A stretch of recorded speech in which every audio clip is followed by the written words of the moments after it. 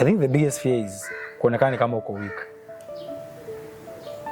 from my end, because when we have a certain, I think every man has a certain level of kaigo fulani, or as a human, kaigo fulani ya kuonyeshana you are strong.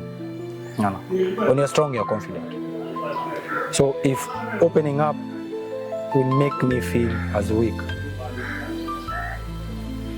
I will not open up. Edwin Bush Keritu is a youth leader, mental health champion, founder of Youth Dare Initiative, a CBO based in Kilifi, and an advocate of men's and mental health. It's not a defined on a one rule or a one straight line. Mbona watu wanasafa, mbona wanaume ndio wanasafa sana. But it's a collective of so many things. From the expectation from the society, from the expectation of our own, from how we view our mental health as men. He's back, and this time he shares with us why men choose to suffer in silence. The time in hit is when I was around 4th year. Now when the parent is like, you are a man now. Because my dad said, nimemaliza. Nimefika that day mzee akasema, nimemaliza kulea. Men continue to exhibit significantly higher suicide rates as reported by the Kenya National Bureau of Statistics, and the number is highlight a painful truth that many men are silently battling inner demons. Same, we are seeing, when you are a man, you are seen from what you provide, not who you are. I think.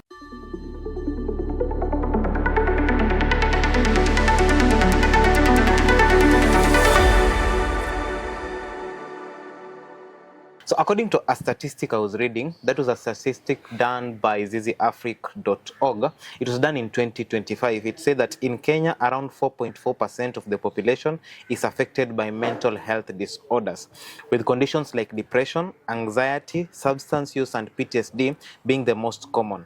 According to the women and men in Kenya, facts and figures report that 57% of men in Kenya suffer from mental disorder compared to 43% of women. And despite this, men continue to exhibit significantly higher suicide rates as reported by the Kenya National Bureau of Statistics, and the number is highlight a painful truth that many men are silently battling inner demons, fear, pressure, hopelessness, and are too often left alone as they face these battles.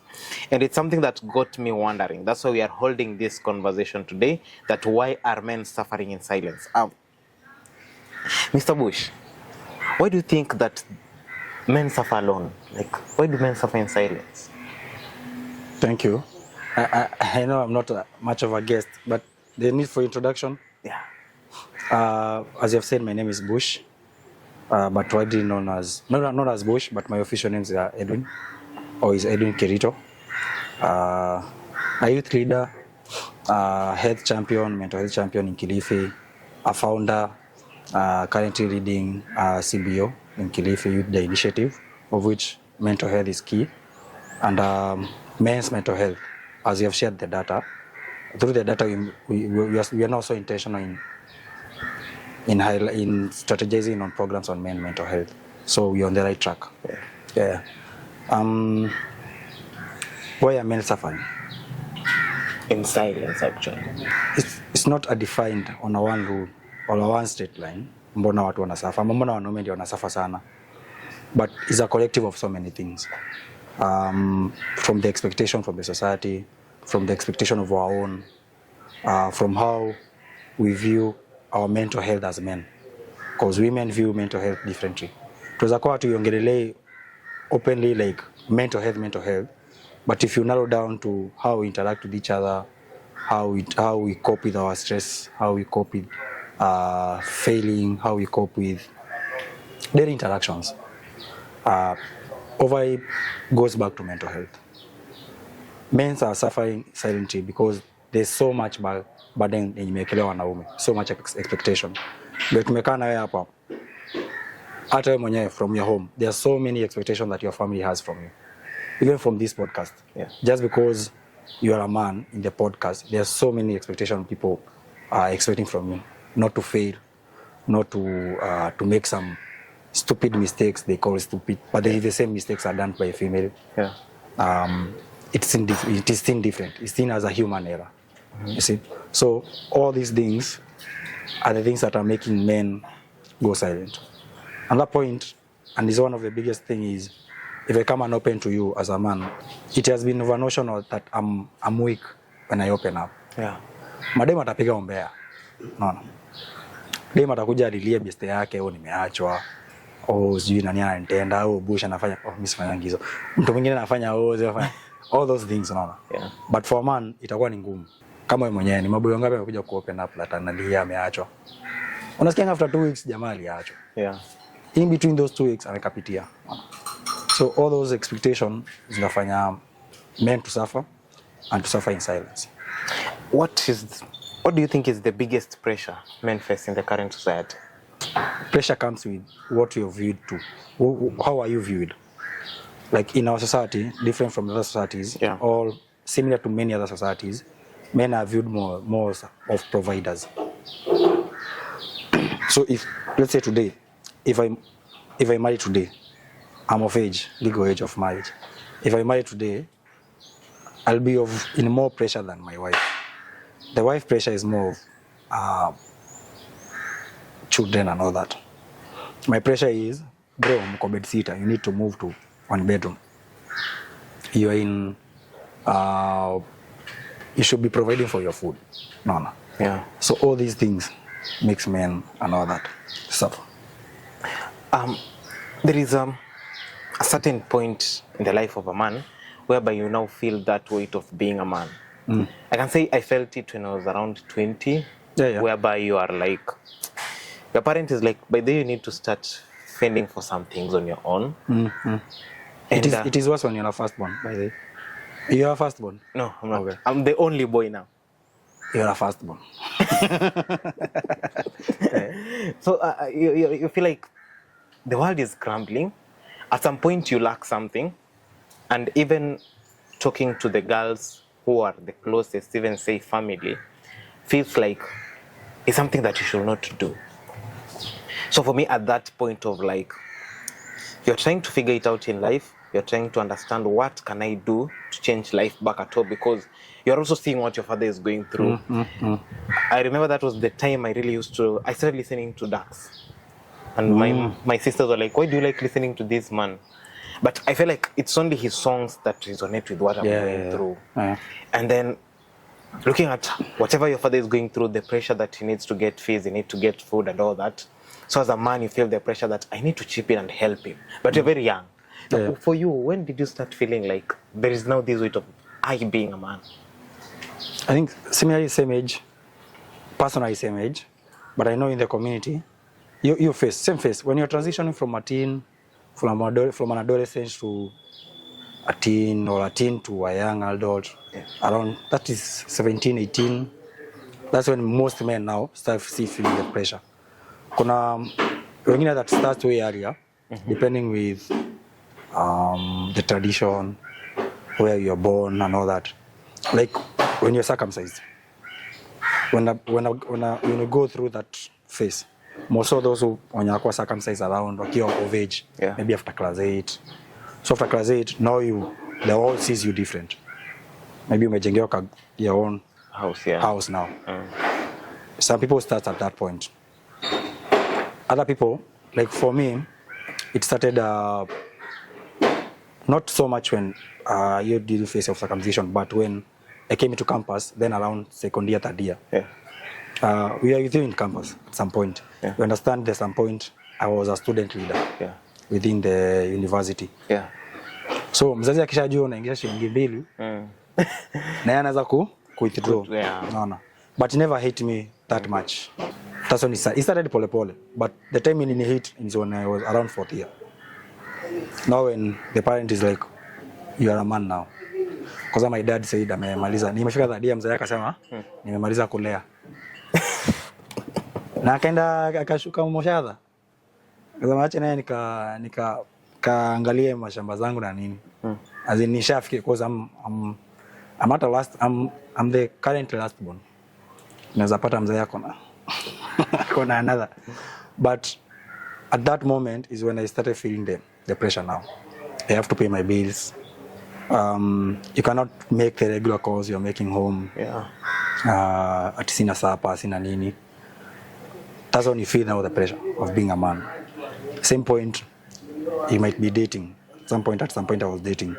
So you also have that pressure of Trying to keep it. I still need to, I'm providing for myself. Yeah. Niko for there, but bado nataka kuingia kwa viatu ya provider ya as a man now. Yeah.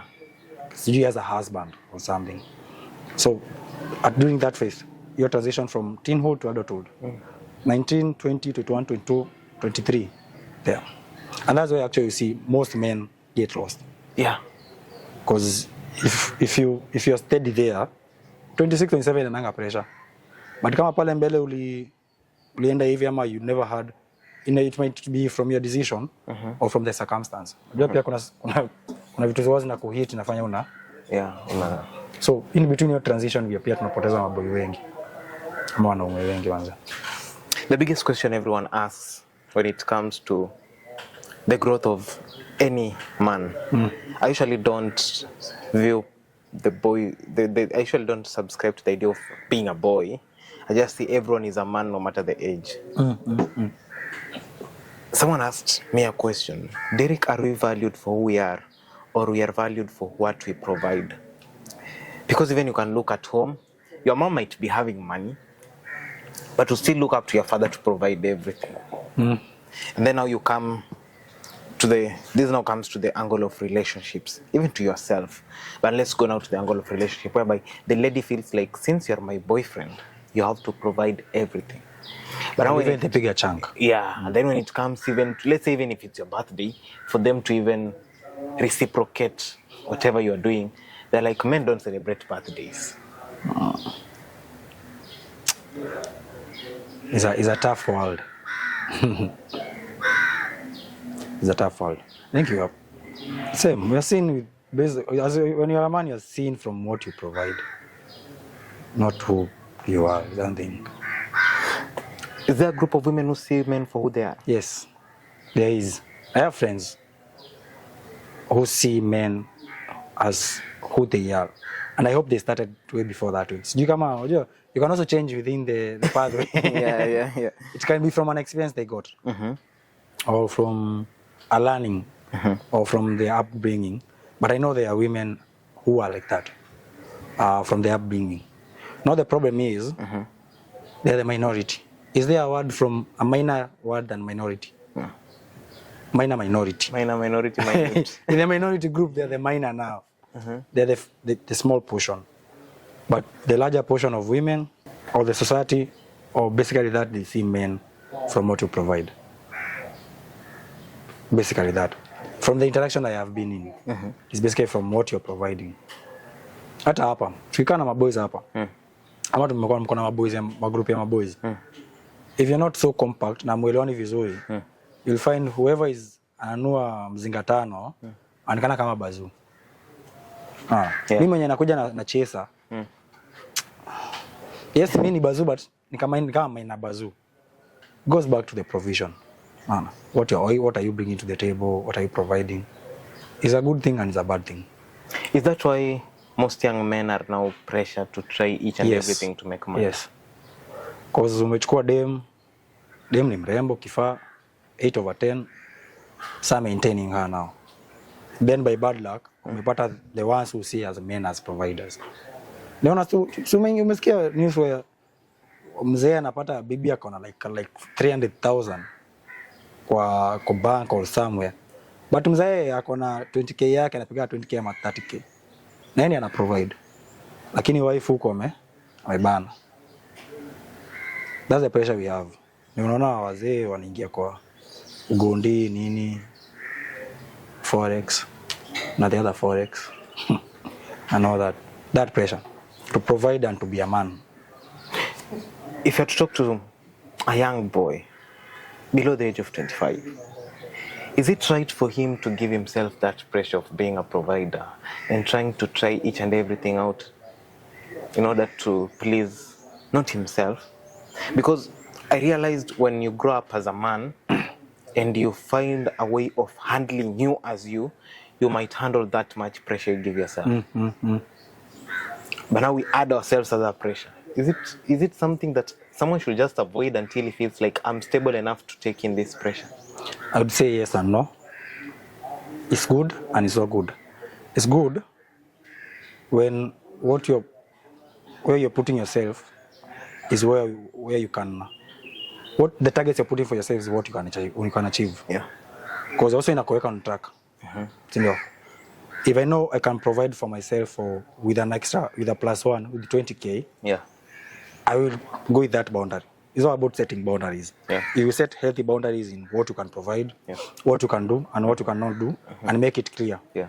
Like me say, kama Bush, yes, I'm earning few coins and whatever, but mtu akuja niambie mi ndio ni date lazima ukuwe na poach, ukuwe na nini. Sina hiyo capability sahi. So if you cannot go to my terms, yeah. So like, I'm sorry. We'll come to the discussion about a safe space. Let's finish this. So basically, it's good because inakuweka on track, and also it helps you to grow also. Because as a man, you don't need to be stagnant. Yeah. Hata wewe mwenyewe penye nikujua like so many years, you're not there. See, kuna hiyo progress. Yeah. Even this podcast, I think you have done several podcasts, yeah. And there's growth every time. Yeah. From production to quality of videos to audios, like you have better mics, not the mics we had. Yeah. There's growth. Now your growth is through the pressure on JK provision. Like we must sustain this podcast. So kuna your growth. The pressure is bad, or the men seeing themselves providers. It's bad when you start setting unrealistic goals. Like from your income, from your monthly income, what you can achieve, what you can sustain. Unajekea budget ya giriso na una add mbao. So you pressure kupata 80 ndio inakukill. Or setting goals that are not realistic to you. They are realistic to maybe your wife. Kama wewe mwanaume, you're first human. Before you even become a partner, you become a husband, a brother, or whatever. So you need to satisfy, or you need to work with what you can provide. So it's a two-way thing. It's bad and it's good. It's good because inakuweka on track, not as a man, as a human. And it's bad when you do it in a realistic manner. Yeah. How does financial pressure affect a man's confidence and mental health? Very big. Plays a very big role. Very big. Also, if you go back to the previous discussion on an aspect of kuweka your pressure to provide something that you cannot provide. Yeah. Now you have financial pressure, and your finances cannot sustain your bucket list. Yeah. No. If your finances can sustain your bucket list, you're in a good position, man. Taishi fresh huku. You'll be contented with what you have. That's why you see a person earn 20k or 30k or 50k, and they're happy than someone who is earning 20k. Not saying earning 200k ni baya. Hata mimi nataka kuearn 200k. Yeah. But hii contention yenye I have this amount and it's enough, or it's not enough, but at least I have something. It plays a very big role. So financial pressure, financial whatever levels and all that plays a very big role. It affects our mental health. Hata wewe ukiwekewa mita moja hivi hata unaona kama unaweza nuna leo yote. Hawezi nuna. Yeah. Kuna pesa kuna vile inasafisha. Tuliambiwa pesa ni sabuni ya roho. Sabuni ya roho. Yeah. By the way, why do we men struggle to talk about emotions? About the emotions, how they feel and all that. From the interactions I've had, or even from my own experience. Yeah. I think the biggest fear is kuonekana kama uko weak. From my end, because men we have a certain, I think every man has a certain level of kaigo fulani, or as a human, yeah. Kaigo fulani ya kuonyeshana you are strong. No. When you're strong, you're confident. So if opening up will make me feel as weak, I will not open up. And what makes me feel weak is from how I'm received from the people I'm opening up to, how they reciprocate my opening up. Because if I come ni open up kwako kama boy, yeah. Then tuongee kama kiujango tusaidiane, sitakuwa na pressure ku open up unaona. Nikikuja ni open up kwako, yeah. Nimeachwa na demu yangu ama demu yangu ananipiga, and all that. Then kesho nasikia boys mwingine anaongelea story, yeah. Then in a joke form. Ama nimekuja kwa hii podcast naongelea story ya boy wangu aliachwa in names, in figures, such that is direct kwake. Yeah. Umsi hata hii open up tena. Kwa sasa touch your vulnerable part yake. That fear, even to me, hata mimi mwenyewe, that fear of being seen as weak inakufanya wewe kuto explore ama kuto open up ama kuto show the vulnerability. I think it relates to me at some point. I once faced a couple of issues. Then I was told your only safest place can be your fellow man. True. And I looked for someone, sat down, and I talked to him literally about everything. And after a while, like 2-3 weeks later or a month, I had the same story somewhere else. Mm-hmm. And since then, opening up has never been something that I look up to. Yeah. From one instance. Yeah, from one instance.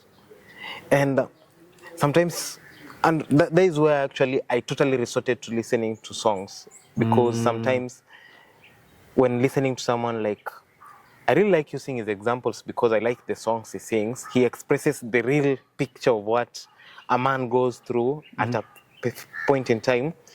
So you could come to my house and all you could see is dark songs playing. And someone could ask me why. Well, I cannot trust anyone. I'd rather listen to these songs, stay in this house, sleep, wake up, I feel somehow better, then move forward. Yeah. And I sometimes ask myself, I might not be the one, we might be a couple of us who have faced that. But how do men create that safe space for their fellow men to open up without them fearing that I'll hear this somewhere else? Safe space. You finding a safe space is not an easy thing, by the way, from the current world we are in. You trusting someone with your stories, or your vulnerability, it's not an easy thing. There are those who are lucky. They have found their safe spaces in their spouse. Yeah. Like lucky people, they should be considered written in a in a special book. Yeah. And I think it's something where most of us we look up to. Like, imagining having a partner who's your safe space is a big plus. But within man to man, it's also possible, and it's doable. The problem is trust now. Now you build relationships within men. It will help you to create a safe space. Going back to boundaries, because I have friends. I have so many friends. From campus, from work, from the social community. Because when nimekaa like 4 years. Yeah. I've been around this town for around 9 years now. So we have met so many. I have so many friends. Or I have so many people that know me and I know them. Yeah. But trust me, from my contact of 2,000 or 3,000, I have only like 3 men. Mwenye nikiacho naweza nani, bro, manze niko bad. Na sasa tuko na tei kwa meza. Baambie manze ule dem manze amenitenda. Na from me kuambia, they not receive it that in a bad way or in a weak way. Ni wale waserambie noma ni gani, issue ilikuwa gani, mlifanyana nini and all that. And it's something that we reciprocate. No, within men. It is possible to have safe spaces within men. But the safe spaces, they are brought with from trust. You cannot create a safe space na mtu. Kama venye umesema. Mwenye unaongea kitu tena anaenda ameshare out there. Yeah. Uwezi create safe space na mtu mwenye hata siona kushauka akipiga hizi vitu mbili hizi. Akipiga ya kwanza, ya pili, ya tatu anamwaga mtama yote. Anapata anakuwa you cannot. So before you pick someone as your safe space, lazima interact na yeye for some time. No. And it's good. And I totally advise men to have their safe spaces within men. Yes, you can have your partner as a safe space, but also have a man as a safe space. And when, let's say, both of us are, si kama ni application that in apply being a safe space, comes naturally. But when you are accorded with that respect of me opening up as a man, kuambia kia napitia, kuambia, buda jana nimegonga pahali na naona hiyo base ni risky, ni advice. Ni kupatia hiyo vulnerability yangu, as men, as all the men manzi. Let's try to preserve it. Hata kama ukilewa unaongea, ongea zingine. Ila achana naye. Yeah boy. There is a point when if you are well, like you are saying, you do not open up easily. Yeah. When you open up and it messes you up, you'll never open up again. No. So it works, it can work. Men can create safe spaces within themselves, within friends, within family maybe. I'm not so sure. Because pia family siku hizi zimekuwa. Yeah. Is showing vulnerability in love a weakness? In love? No. It also depends who will. I think I posted it yesterday. I saw it on Twitter. The aspect between the larger context of love. What is love? If it is genuine love, there is no vulnerability in showing weakness. Because my idea is, if the person I'm dating cannot be my safe space, there is no need of dating. Nataka tukuje tusumbuane naye hapa kwa tuongee hapa, tusumbuane na watu huku nje kwa mashughuli, but kwa akili yangu najua aje. Mazee niko na mtu naweza pigia tu sasa nimwambie, mazee Derrick amenisinya mazee, huyo jamaa amenifanyia hivi na hivi, na hata na kama ni pressure. Hata na kama niko weak cause nimeamua kumopenia. So it's not weak. The problem is it becomes a weakness. It all is seen as a weakness when the other person is not reciprocating, ama is not reserving it, ama akuelewi. Now it goes back to wanaume mbona wanaume open up. So sharing, there is love and there's people just wanting to be in relationship and attention. Like I can ask you, I can be there or not the interviewer. There's a discussion about if you're dating someone, are they supposed to crush for someone else? If I'm dating someone, are they supposed to crush for someone else? Yes. Can I give you two answers? Yes and no. Okay. There are two concepts to that. Number one, we are dating. I put it, dating is a bit shallow. Yeah, dating is a bit shallow. You're a fiancé. So maybe you're in marriage. No, they shouldn't. They shouldn't. Because you made a decision to be with me. If you feel like you need the other person, open up, tell me, I feel like this is not working. There is someone who feels more attracted. I'll know how to handle that and save myself the headache of trying to figure out where you are all the time. How many wives and how many husbands wako na makarashi huko nje? Couple. Very big number.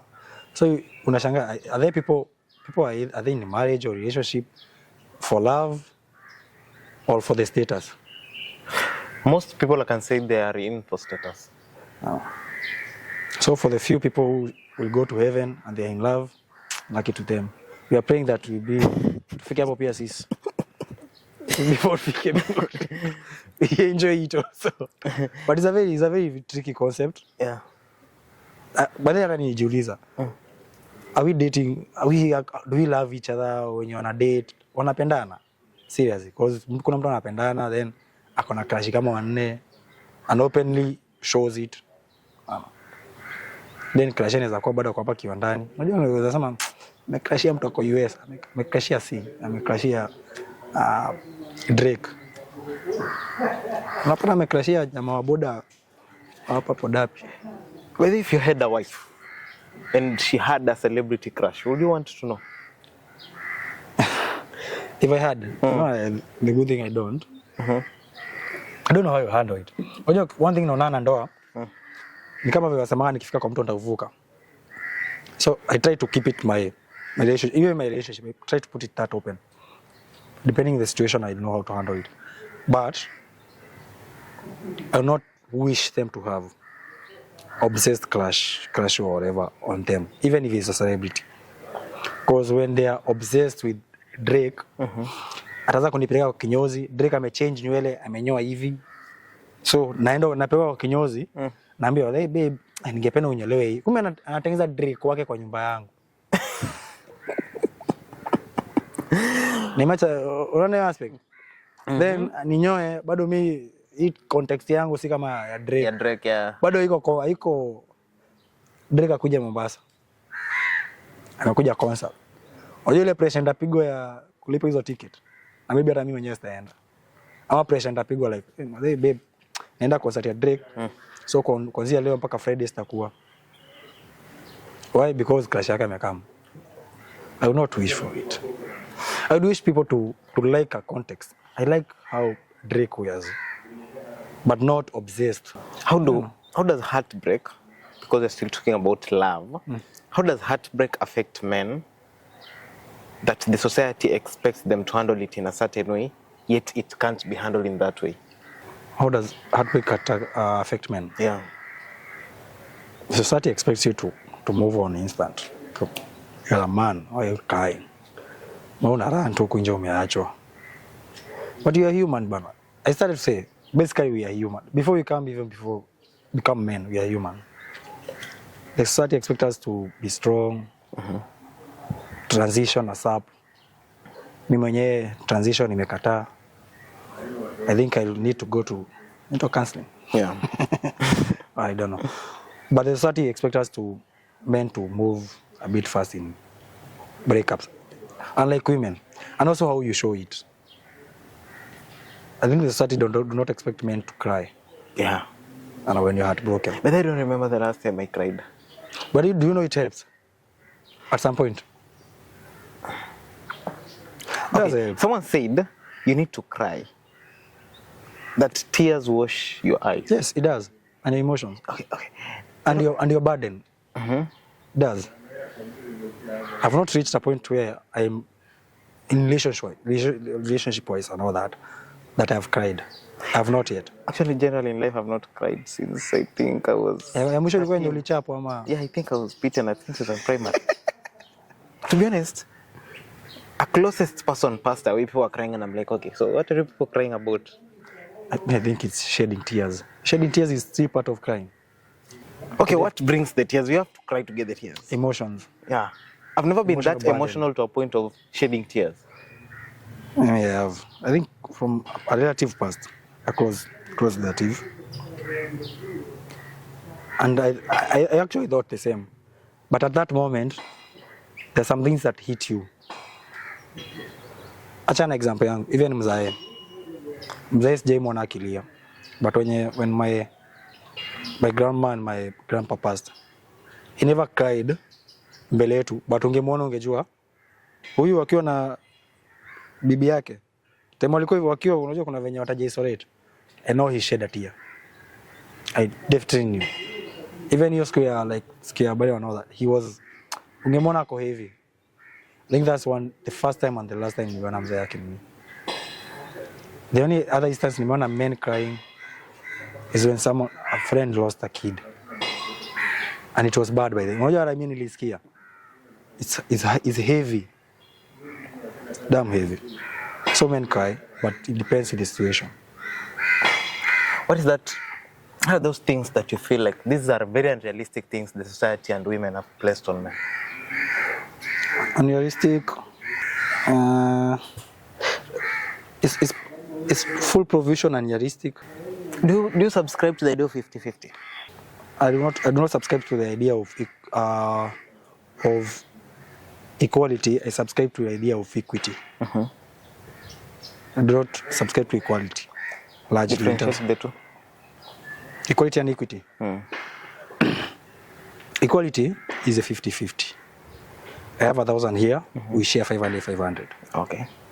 Equity is based on needs, strength, weakness, your analysis.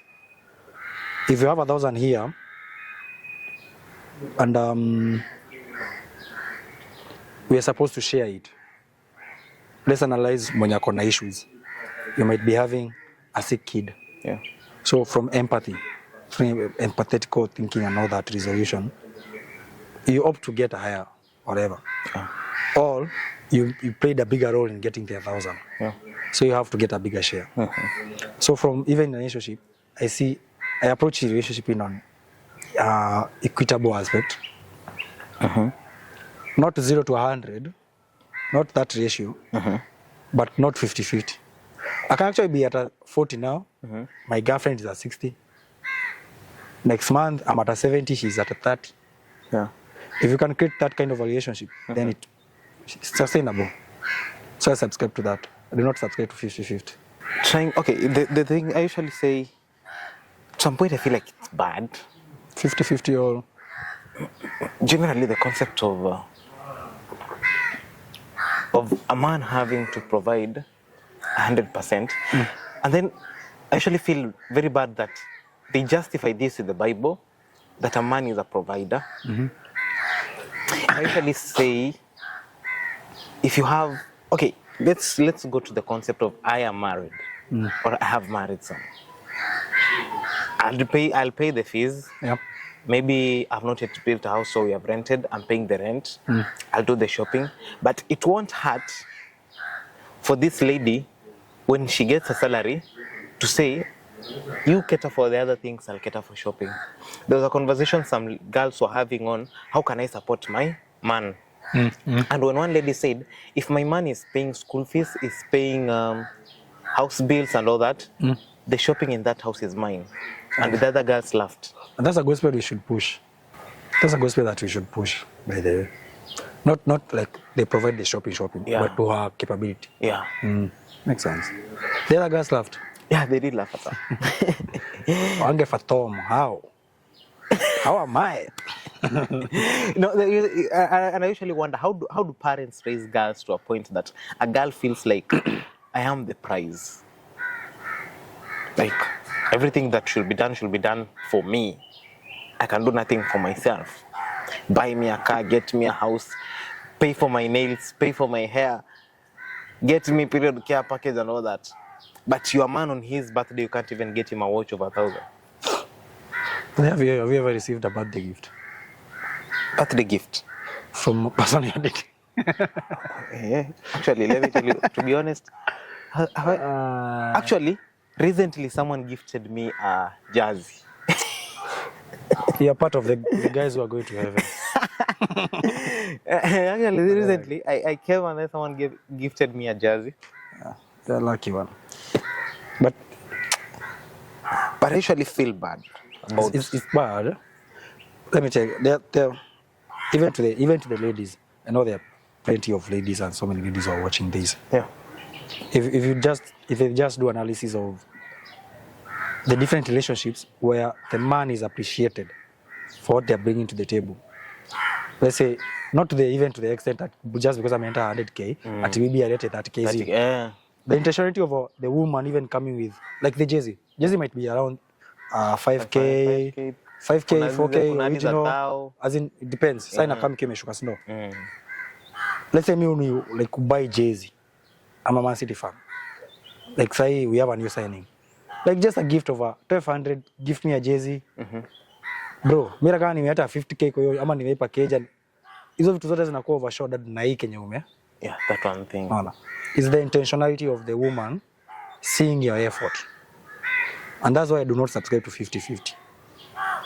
I subscribe to do what you can. But as you're doing what you can, be intentional. Yeah. Be truthful to yourself.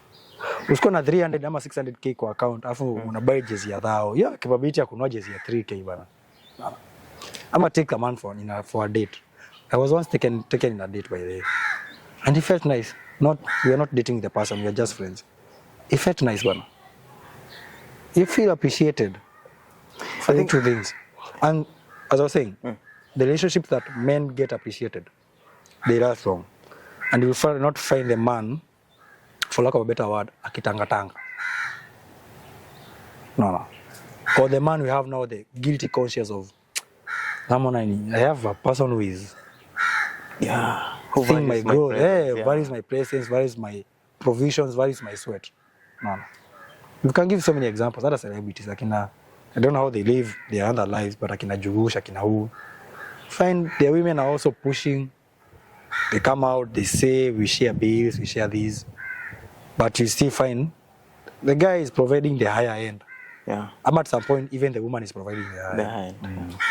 I think something women don't get it is, a man does not need to be done something big that gets me a 3.5 million car. Just that something small. I remember there is this young lady who told me, by the Derrick, so come Nairobi, but if you want to get a house, I'll go house hunting with you.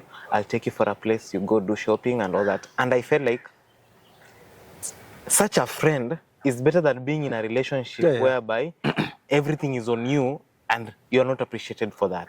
And sometimes I ask myself, what are the warning signs that a man is struggling emotionally that he does not want to show it. But if you see these signs, you know that this man, even you as a man ukimwangalia manze huyu ni best yangu, but vile leo he's looking, something is not right. Me checking in the change of patterns, behavior changes. Like how I know you are not a silent person. Instantly you've gone silent. Yeah.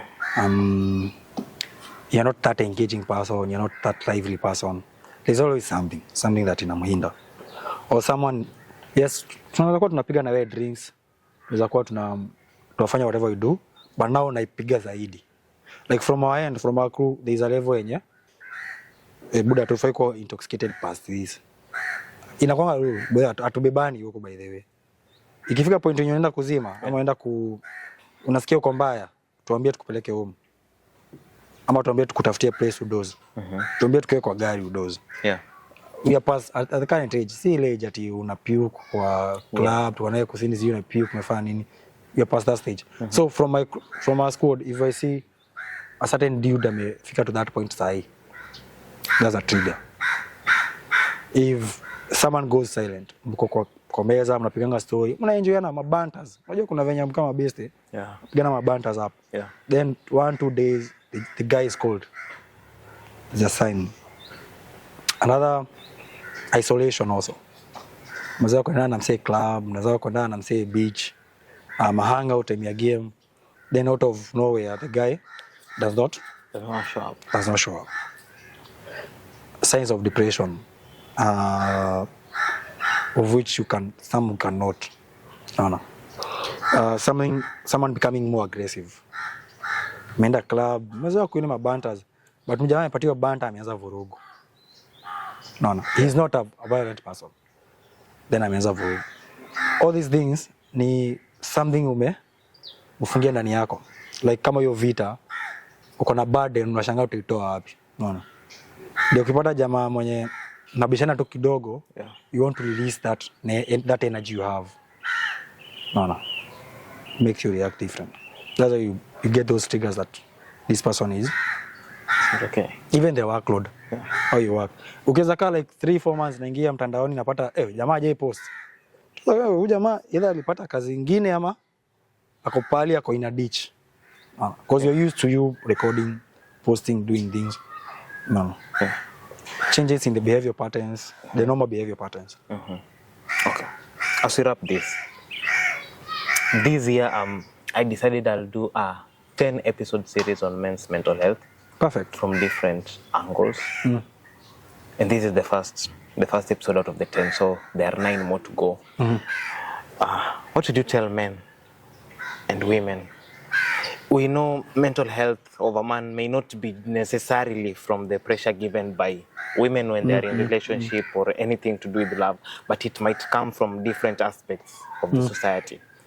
But as we begin this new year, what will be your message to young men out there, to the young ladies out there, to the fathers, to the mothers, and all those people? I have like 3 points like to talk to the men. One, in anything you do, know first that you are human. Even before, I've said this everywhere. Yeah. Before you become a man, before you become a husband, a brother, a friend, you are human. Yeah. When you're human,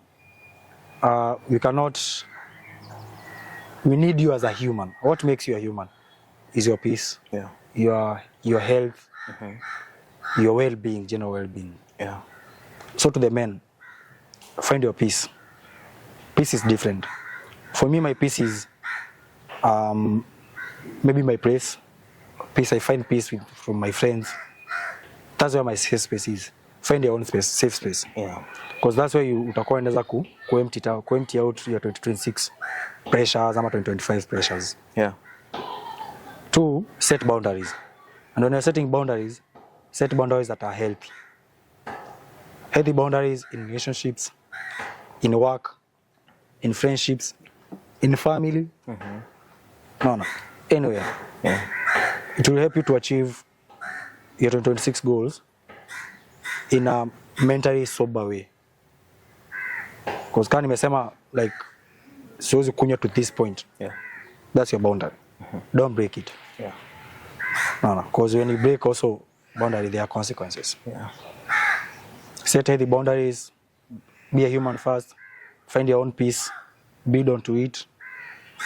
2, there's one thing that kills men. Self stigma.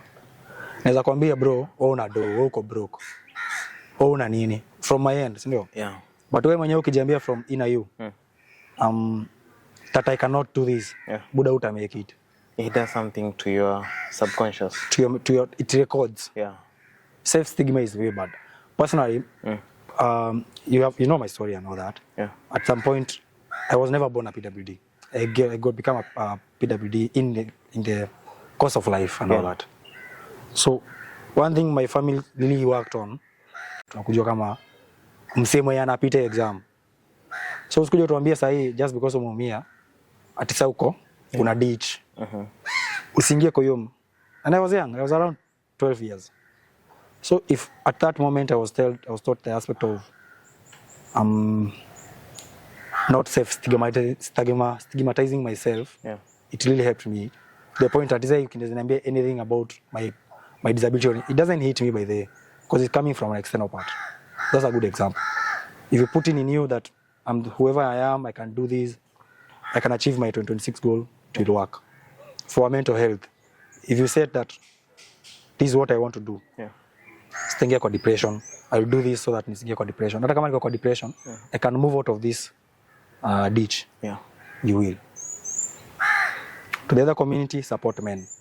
Maze, wanaume wanakapitia. Mwanaume akona dhao na dema akona dhao atufanani. It's totally different.